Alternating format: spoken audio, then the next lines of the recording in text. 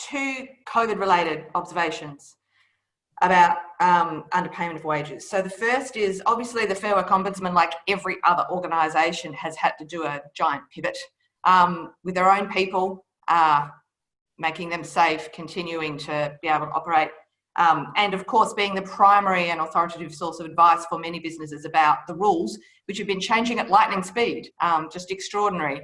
Of course, they have been hit with lots of inquiries about, can I stand my people down?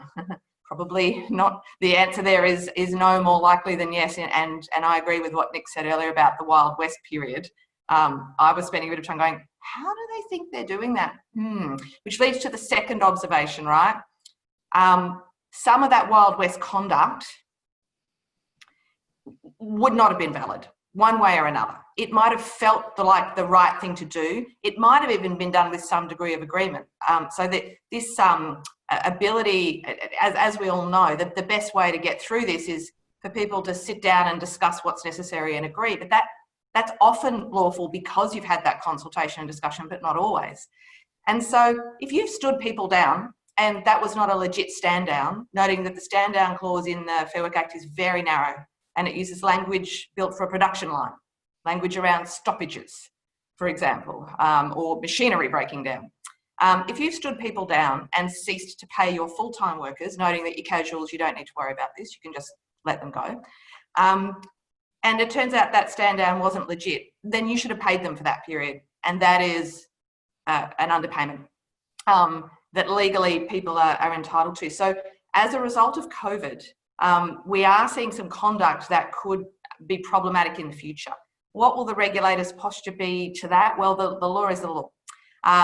And so we're yet to see that chicken come home to roost. But to go back to what was there before, let me tell you what I'm seeing with our clients. So we have a large suite of clients working their way. We're helping them through the application of data analytics, working their way through very complex, long-standing underpayments.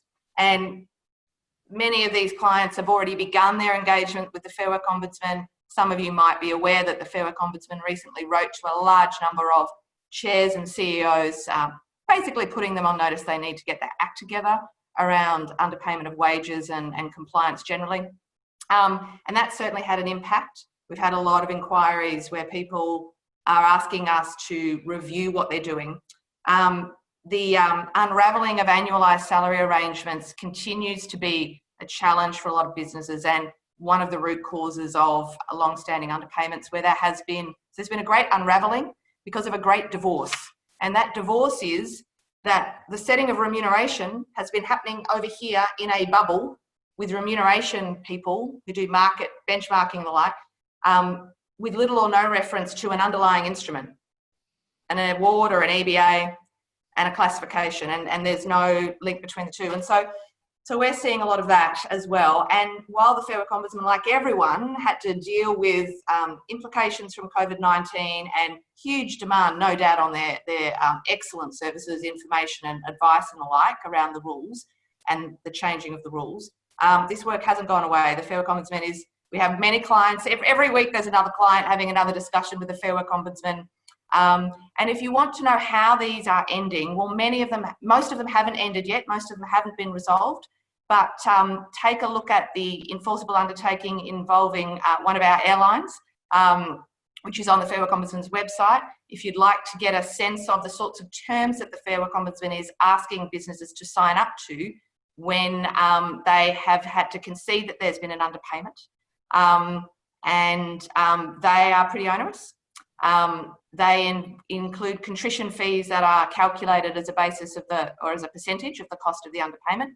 They include third-party verification of your remediation process. And they include terms that seek to ensure there has been no unlawful offsetting. What is and isn't unlawful offsetting is an interesting question, and there are many different views amongst law firms about that. And I am personally, I know I'm behind the eight ball. I'm yet to read the decision coming out of the full federal court yesterday, touching on these issues of casuals and casuals entitlements. But I understand there's some commentary in there about offsetting, which I guess amounts to the most recent law on this matter. And the Fair Work Ombudsman's position on offsetting is that it does not accept it by and large in remediations. When you have fallen below the line of compliance, you need to get to that line, and often where you haven't kept records, you need to get above the line to demonstrate you've done the right thing.